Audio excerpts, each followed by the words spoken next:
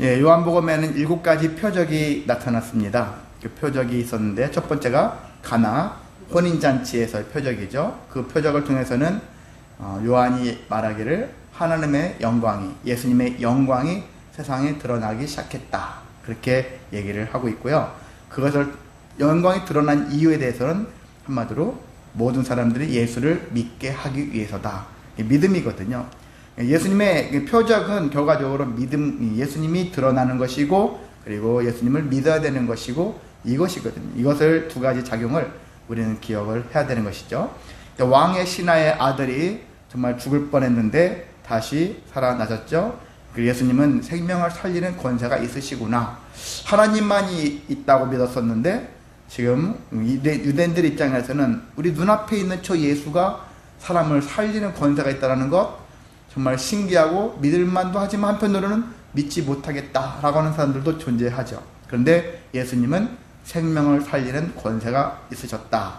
그리고 사람들은 기적을 선호하지만 기적보다는 예수님의 말씀을 더 믿어야 된다라고 볼 수가 있습니다. 38년 된 병자 이야기를 했었죠. 38년 된 병자를 예수님께서 고치셨는데 38년 동안 병자 생활하면 얼마나 힘들었겠어요. 예, 정말 힘든 여정 속에서 절망이 늘 다가오겠죠. 그냥 이대로 빨리 끝났으면 그런 생각이 들 거예요. 근데 그 절망을 예수님께서는 끝내시는 분이다. 예수님께 나아갔을 때 절망된, 그러니까 이건 이 생각하시면 됩니다. 예수님께 나았더니, 예수님을 믿었더니 내 병이 나았다, 내 삶의 형편이 좋아졌다, 꼭 이것만을 여러분이 구하면 안 되는 거거든요. 왜 저 사람한테는 그런 현상이 일어났는데 나한테는 이런 일 없습니까? 이렇게 따지는 사람도 있지만요, 믿음은 그게 아니거든요. 그게 어떤 형편이 일어나든지 간에 그 안에서 내가 절망스러운 마음이 바뀌어지는 거예요. 일단 마음가짐이 바뀌어지는 것이죠. 삶의 태도가 바뀌어지는 것이죠. 그래서 바뀌어지면 좋겠지만은, 고쳐지면 좋겠지만, 다시 채워지면 좋겠지만, 채워지지 않는다고, 고쳐지지 않는다 할지라도 어떻게 해요? 내가 더 이상 절망하지 않는다. 이게 중요하거든요. 그래서 절망하지 않는 거예요. 그래서 저는 우리 곽영가 지사님 뵐 때마다 진짜 정말 존경해요. 존경하고, 지난주에도 우리 신미 지사님하고 식사하면서 얘기 나누는데, 신미 지사님도 우리 곽영가 지사님 참 존경스럽다, 이렇게 하거든요. 어떻게 보면 참 절망스러운 상황인데 그것들을 이기시고 정말 유쾌하게 활기차게 사시는 그런 모습을 보면서, 야, 나는 도무지 할 수 없을 것 같은데, 그런 생각을 할 수 있는데, 그 절망을 그렇게, 지금도 어떻게 보면 육체적으로 보면 절망스럽잖아요. 남들보다 부자연스러우니까. 그럼에도 불구하고 그 절망을 끝내고, 그래서 살아가고자 하는 소망으로 하나님께 영광 돌리는 그 모습이 참 귀하고 복되다라고 생각이 듭니다. 자, 그래서 우리는 또한 대신 이제 육체의 치유도 중요하지만 영적 회복도 중요하다. 영적 회복이 일어나지 않으면 육체 회복도 일어나지 않아요. 그래서 영적인 회복이 중요합니다. 절망스러운 마음, 때론 육체가 멀쩡한데도 절망하는 마음 가지고 살잖아요.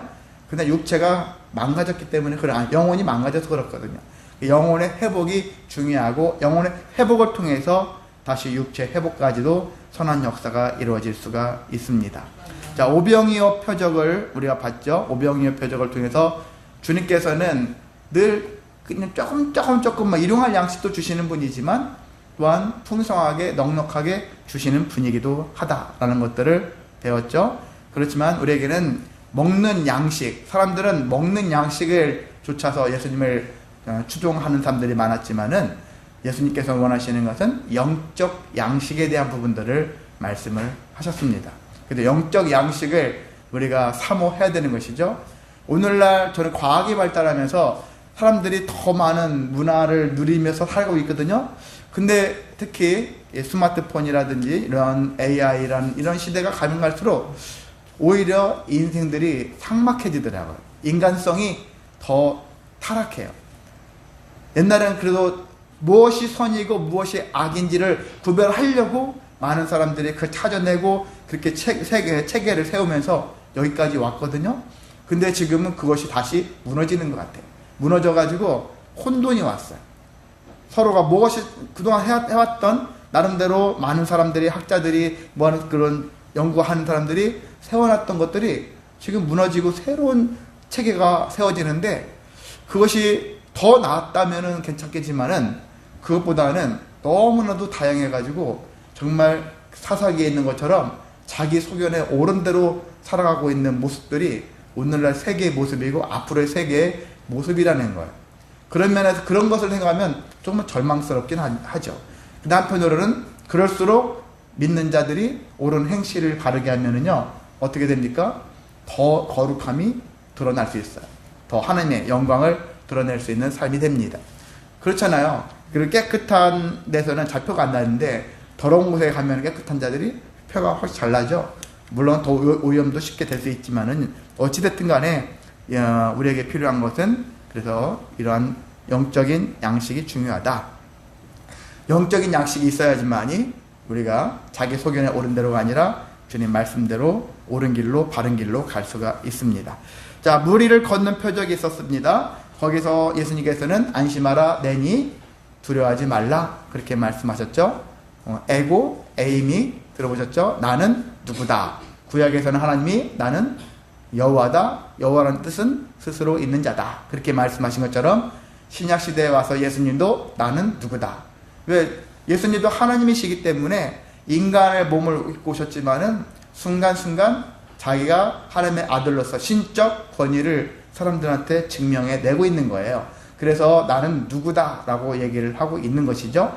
그냥 근데 유대인들이 봤을 때는 감히 네가 신성모독한다, 하나님만이 표현할 수 있는, 하나님만이 그렇게 선포할 수 있는 것을 네가 감히 할 수 있냐? 너는 이단자이고 너는 심판받아 마땅하다. 그래서 죽일 구실을 찾았고 정말 죽였죠.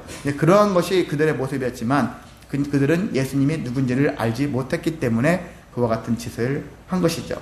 물론 가장 근본적인 마음 중에 하나는 시기하는 마음이죠. 예수에 대한 시기 마음이, 기득권이 다 앞쪽으로 넘어가려고 하니까 이게 안 되겠다 해서 죽이려고 했던 마음을 가졌던 것입니다. 자, 그리고 날 때부터 맹인된 자를 고친 표적이 있었죠. 실로암, 못에 눈을 씻어가지고 맹인을 고치신 사건이 있는데, 이것은 맹인 사건을 통해서 드러나려고 했던 것은 하나님이 하시는 일이 무엇인가. 제자들은 저 맹인은 누구의 죄 때문에 그렇습니까? 죄를 물었잖아요. 누구의 죄? 본인의 죄입니까? 부모의 죄. 어떻게 몸에 문제가 생겨지면은 누구 탓일까를 사람들은 찾고 과거를 캐물으려고 하는데, 예수님께서는 과거를 묻지 않죠. 지금부터 앞으로 어떻게 될 것인가, 하나님께서 어떻게 역사하실 것인가, 그것을 하나님께서는 묻고 계신다는 얘기죠. 그래서 예수님께서는 미래지향적인 분이라는 거예요. 물론 과거를 묻기는 합니다. 근데 이 과거는 어떻게 보면 이제 회개하는 자와 회개하지 않는 자, 이 상태예요. 과거가 집중되어 있다면은 늘 심판만 하려고 하고 있죠. 어떻게 하면 저 녀석을 한번 혼쭐을 낼까, 이것만 자기 감정에 취해서 할 거예요. 부모도 그런 부모들이 가끔 있을 수 있습니다. 그런데 그게 아니라 정말 믿음의 성장을 위해서 회개를 시키고, 그리고 회개를 한 자에 대해서는 더 관대하게, 더 풍성하게 하나님께서, 예수님께서 채워주시는 은혜가 있다는 얘기죠. 그래서 그 은혜를 따라서 살아가야 하는 것입니다. 자, 죽은 나사로를 살리는 표적이 있었습니다. 지난주 표적에 대한 말씀을 나눴을 때, 이 내용 안에는 어떤 얘기들이 많느냐? 예수님도 스스로 하신 말씀이에요. 하나님과 하나님이 보내신 아들이 영광을 받기 위함이다. 그래서 나사로가 죽어가는데도 불구하고 오히려 더 일찍 가지 않고 이틀을 더 더디게 가셨죠. 가신 후에 하나님이 정말 어떻게 역사하시는지를 예수님께서 보여주셨고, 하나님이 영광 받으셨고, 또한 그를 다시 살리신 예수님이 영광이 드러났습니다. 그래서 우리는 하나님을 믿으면 하나님의 영광을 볼 수 있다라는 거예요. 그 영광, 내가 막 되게 유명해지고 내가 어떤 막 되게 전능한 자처럼 되어진다라는 얘기는 아니에요. 우리가 하나님의 영광을 보면서 어떻게 보면 감탄하죠. 하나님께서 이렇게 역사하시는구나. 거기서 우리가 더 이상 절망하지 않고 포기하지 않고 다시 일어설 수 있는 힘을 가질 수가 있습니다.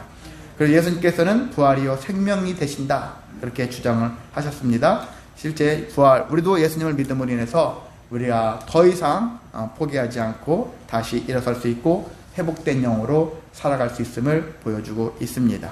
이와 같은 표적, 그래서 표적이 나타났지만 우리는 표적을 추구하는 자가 아니라 표적 속에서 예수님을 보고 우리는 믿음이 더 견고해지고 충만해야 된다. 이것이 요한복음에 나타난 7가지 표적에 대한 이야기들이라고 할 수가 있습니다. 그래서 요한복음이 이제 요한이 마지막 정리할 때 20장 30절에서 31절에 보면 이렇게 얘기하고 있어요. 예수께서 제자들 앞에서 이 책에 기록되지 아니한 다른 표적도 많이 행하셨으나, 다른 표적도 많다라는 거예요. 요한복음 7개만 있는 게 아니라 표적도 많다. 실제 다른 세 복음서에도 더 많은 표적들이 나와 있죠.